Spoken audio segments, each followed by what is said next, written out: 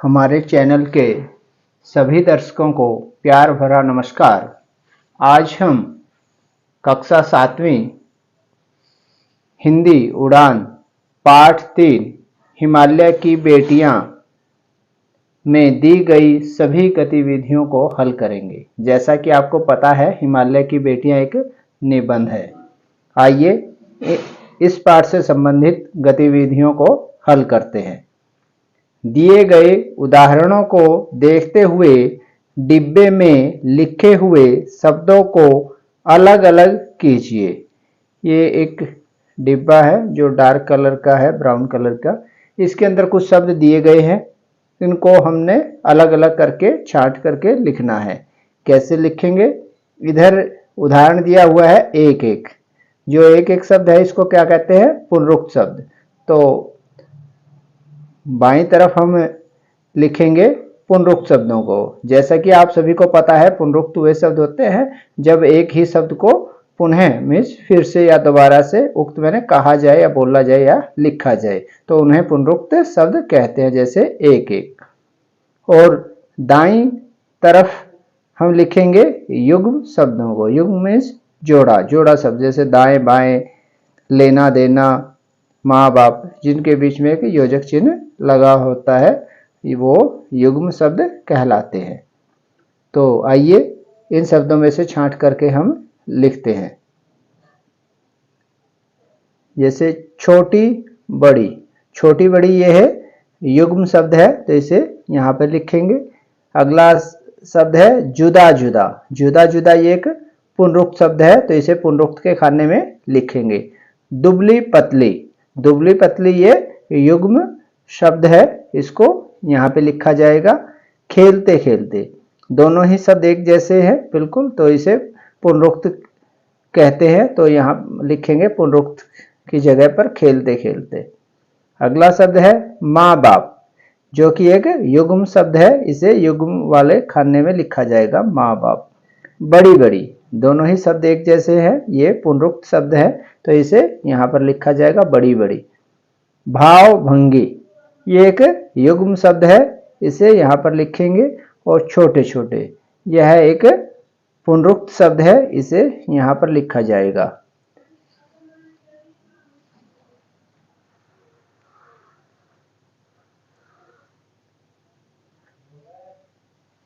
गतिविधि नंबर 2, रेखांकित शब्दों के उल्टे अर्थ। उल्टे अर्थ का अर्थ होता है विपरीतार्थ या फिर विलोम। उल्टे अर्थ का प्रयोग करते हुए वाक्य दोबारा लिखिए।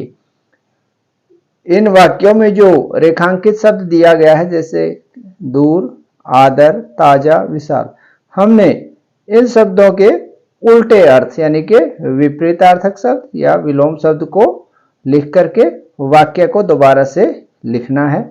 उसमें हो सकता है उसके अनुसार थोड़ा और भी परिवर्तन हो। तो आइए इनको हल करते हैं।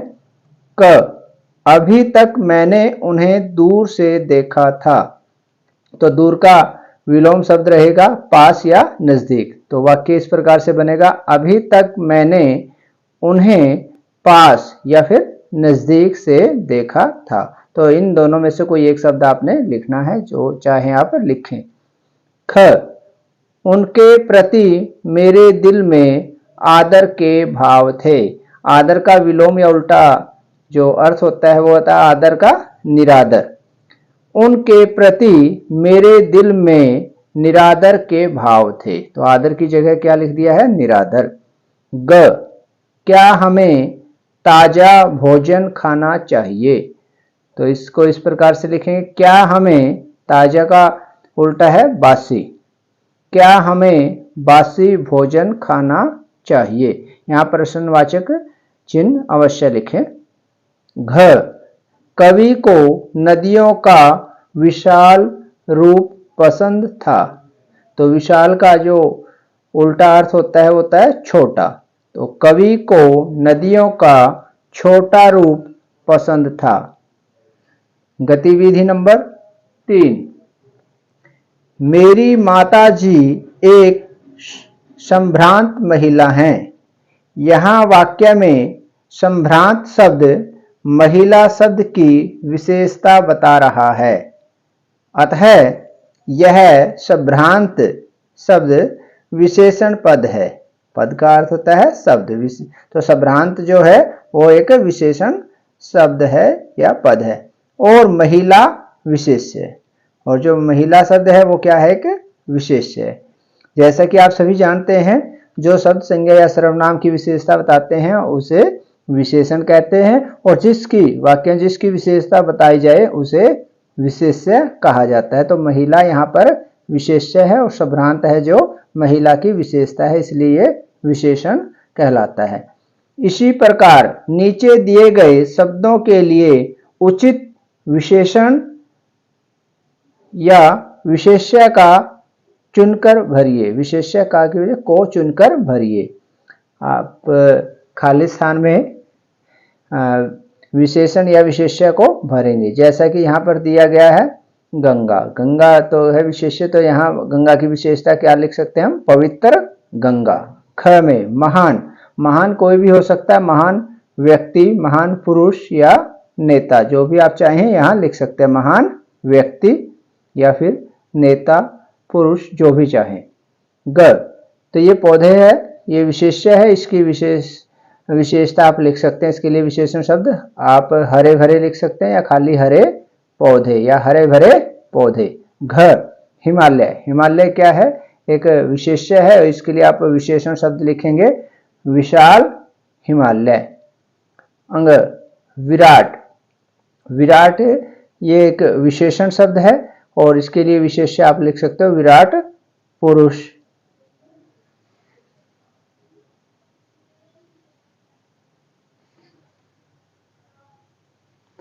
गतिविधि नंबर 4, वर्णों के स्थान बदलते हुए नया शब्द बनाइए। जो शब्द दिए गए हैं उनमें हमने उनके वर्णों का स्थान बदल देना। वर्णों के स्थान बदलते हुए नया शब्द बनाइए। जैसे नदी, नदी में जो पहला वर्ण है वो न और पीछे वाला वर्ण है दी, तो इसका हम स्थान बदल देते हैं वर्णों का, तो ये क्या बन जाएगा, दी न, दीन। तो आइए आगे हल करते हैं। क, धारा, धारा में हम वर्णों को बदलते हैं तो इसका बन जाएगा रा धा, तो क्या बनेगा, राधा। ख, ज रा, तो बनेगा रा ज, तो क्या लिखेंगे, राज। ग, या द, इसमें वर्णों को बदल देते हैं तो द या दया। घ, ल गा, तो क्या बन जाएगा, गाल, गाल। अंग, त न, तो इसमें वर्णों को बदल देते हैं तो क्या बनता है, न त, नत। गतिविधि नंबर 5, शब्दों को सही क्रम में लगाते हुए सार्थक वाक्य बनाइए। कुछ शब्द दिए गए हैं, वो अनुचित क्रम में हैं, इनको आपने सही क्रम में लगा करके एक सार्थक वाक्य बनाना है। जैसे क को पढ़ते हैं, ध्यान जाता मेरा है अटक, तो आपने एक इनको शब्दों को सही क्रम में लिख करके सार्थक वाक्य बनाना है। तो क्या बनेगा, मेरा ध्यान अटक जाता है। वाक्य इस प्रकार से बनेगा, मेरा ध्यान अटक जाता है। ख, यक्ष विरही मेघदूत ने कहा से, सही वाक्य इस प्रकार से रहेगा, विरही यक्ष ने मेघदूत से कहा। ग, समय का था दोपहर, तो इससे सही वाक्य बनेगा, दोपहर का समय था, तो लिखेंगे दोपहर का समय था। घ, ताजा तन मन और गया हो, तो इससे सही वाक्य इस प्रकार से बनेगा, तन और मन ताजा हो गया, तो लिखेंगे तन और मन ताजा हो गया।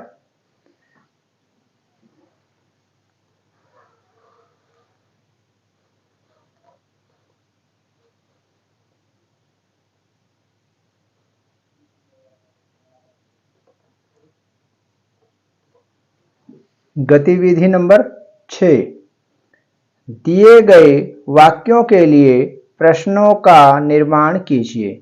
कुछ वाक्य दिए गए हैं, इनमें से आपने प्रश्न का निर्माण करना है। जैसे क वाक्य को पढ़ते हैं।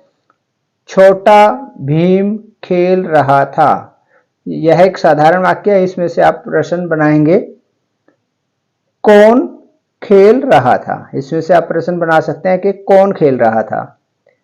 तो ये हमने प्रश्न बना दिए। इसके अलावा आप अन्य भी इसमें से प्रश्न बना सकते हैं।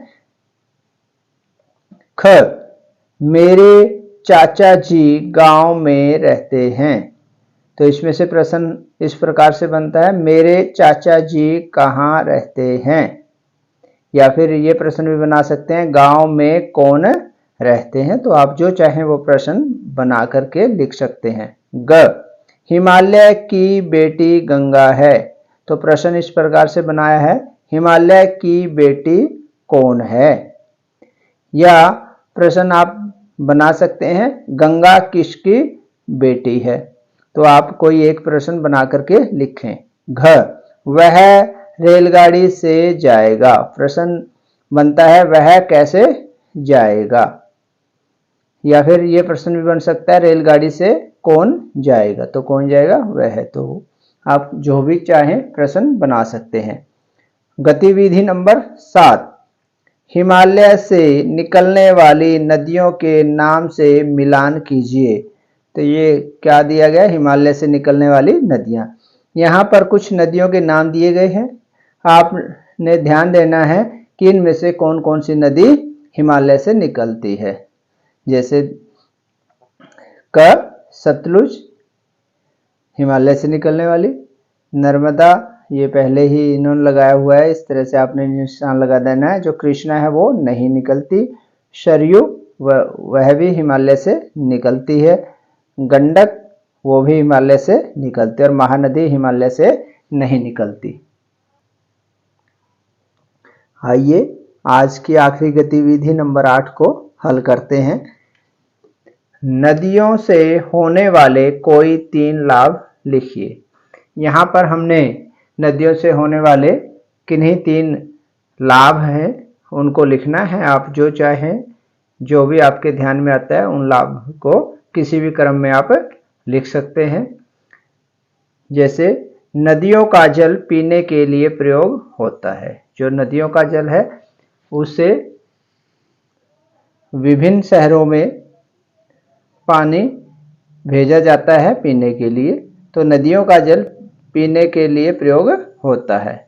नंबर 2, नदियों के जल से खेतों की सिंचाई होती है। जैसा कि हम देखते हैं कि हमारे देश में ज़्यादातर खेतों की सिंचाई नदियों के जल से ही होती है। नदियों से नहरें बनाई जाती है, नहरों से फिर छोटी नहरें निकालकर खेतों तक नदियों का पानी पहुंचाया जाता है।